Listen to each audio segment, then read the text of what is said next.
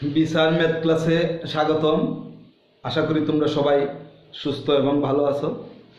আজকে আমরা নবম শ্রেণীর নতুন কারিকুলাম 2024 শিক্ষাবর্ষে যে নতুন গণিত বই, সেই নতুন গণিত বইয়ের অনুশীলনী পৃষ্ঠা 156 1 নং অঙ্ক।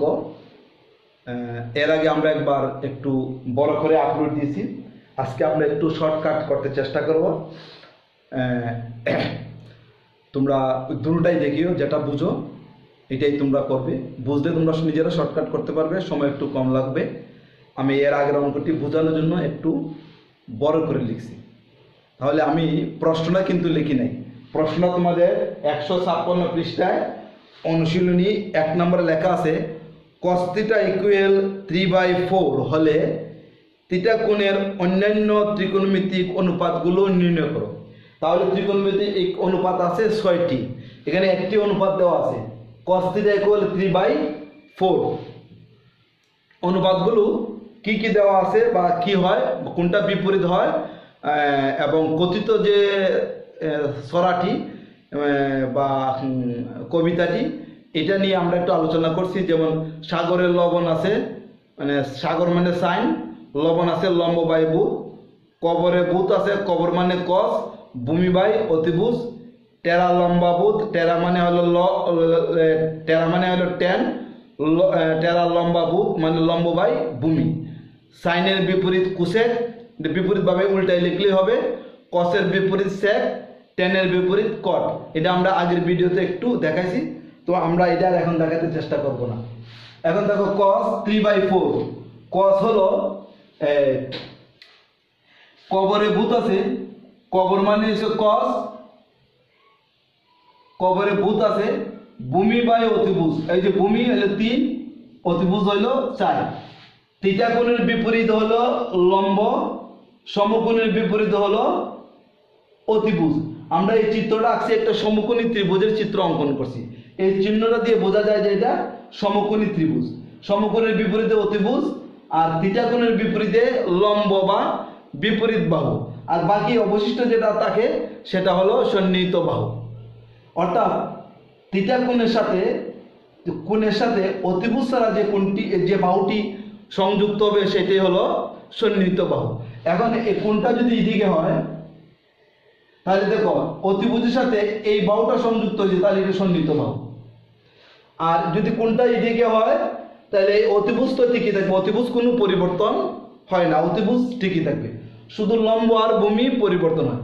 কোণটা যদি এদিকে দেওয়া হয় তখন লম্ব হবে বিসি, কোণটা যদি এদিকে হয় লম্ব হবে এবি, অর্থাৎ বিপরীত বাহু হবে এবি।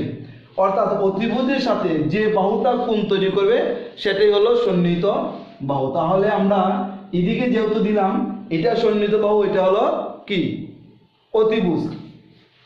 তাহলে আমরা দেখব অতএব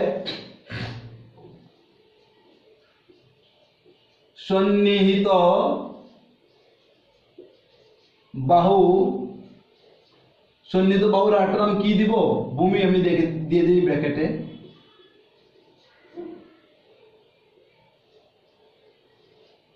বিসি = 3, আর অতিভুজ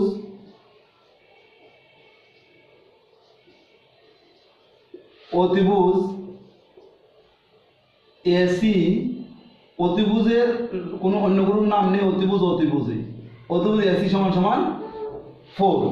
যেহেতু এটা সমকোণী ত্রিভুজ, আমরা পিথাগোরাসের সূত্র অনুসারে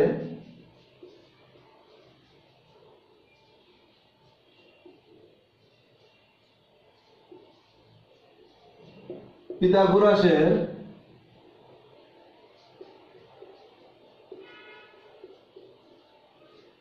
পাদ্য অনুসারে, পিথাগোরাসের উপপাদ্য অনুসারে, পিথাগোরাসের সমকোণী ত্রিভুজের পিথাগোরাস সূত্রটা কি, অতিভুজ স্কয়ার = ভূমি স্কয়ার যোগ লম্ব স্কয়ার। অতিভুজ স্কয়ার = ভূমি স্কয়ার যোগ লম্ব স্কয়ার। আমাকে লম্বটা বাইর করতে হবে, অর্থাৎ বিপরীত বাহুটা বাইর করতে হবে।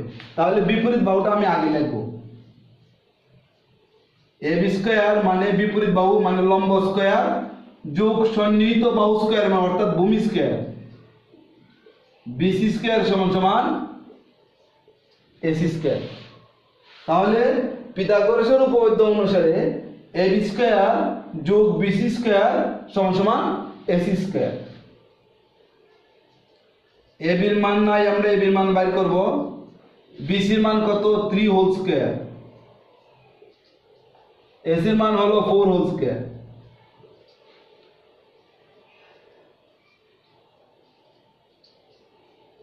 Nine equal 16। তাহলে আমরা পেয়ে গেলাম AB square equal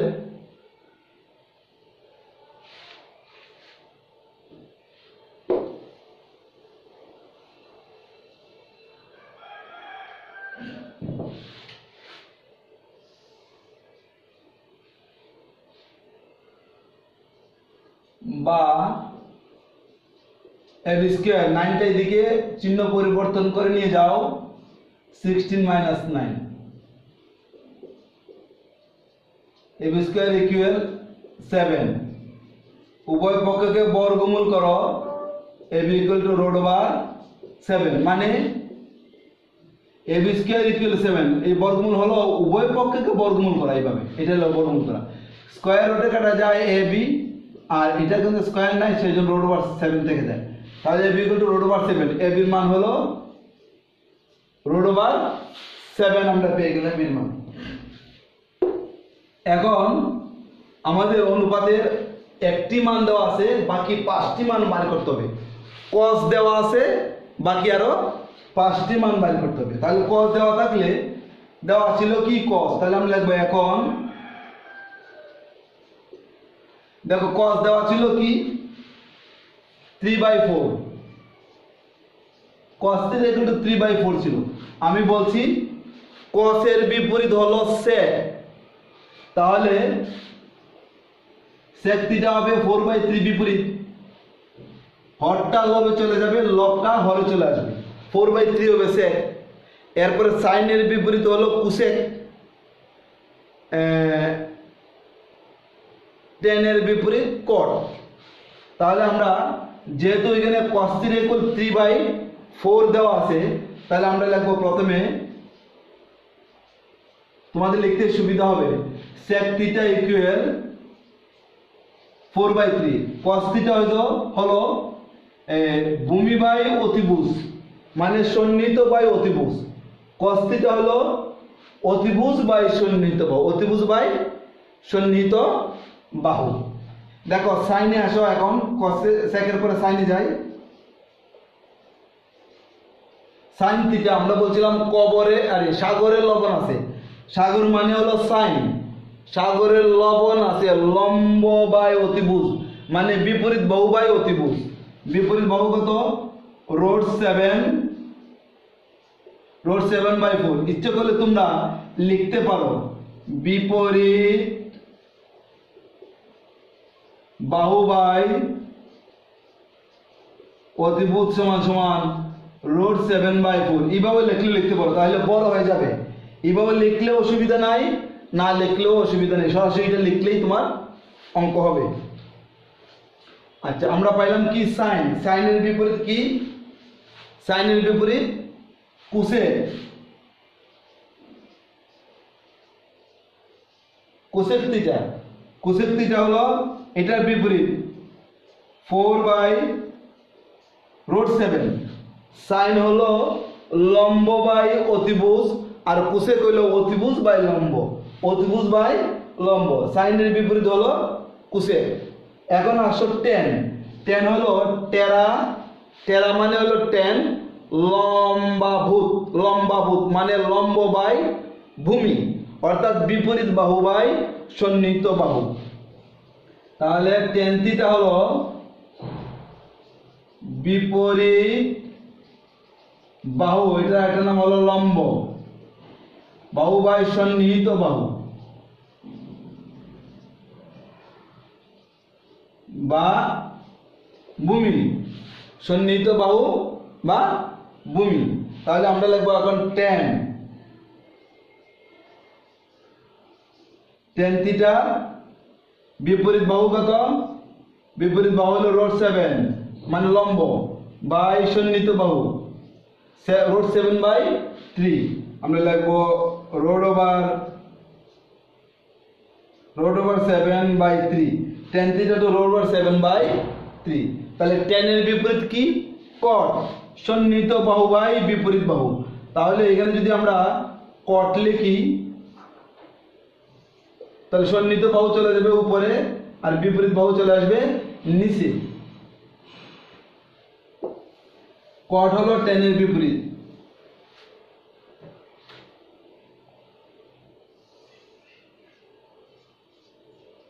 cot θ equal দেখো কি লিখছি লম্ব বাই ভূমি বিপরীত বাহু বাই সন্নিহিত বাহু tan এর বিপরীত হলো cot সন্নিহিত বাহু বাই মানে ভূমি বাই লম্ব তাহলে একটা দুইটা তিনটা চারটা পাঁচটা একটা দেওয়া ছিল বাকি পাঁচটা ত্রিকোণমিতিক অনুপাত আমরা বাইর করলাম এটাই হলো আমাদের পুরা অঙ্কটা অন্যান্য ত্রিকোণমিতিক অনুপাতের আনসার আশা করি বুঝতে পারছো আমি এই অঙ্কটা দুইটি নিয়ম না একই নিয়ম মানে এর আগে একটা অঙ্ক আমরা যে আপলোড দিয়েছি এটা ব্যাখ্যা একটু বেশি দিয়েছি আর এটা ব্যাখ্যা একটু কম দিয়েছি এটা লিখলেও হবে এর আগেরটা লিখলেও হবে তোমাদের বোঝার জন্য এর আগের অঙ্কটা আমি একটু বড় করে বুঝিয়ে লিখতে চেষ্টা করছি আর এই অঙ্কটা একটু শর্টকাট করতে চেষ্টা করছি আশা করি তোমরা দুইটা অঙ্ক যদি দেখো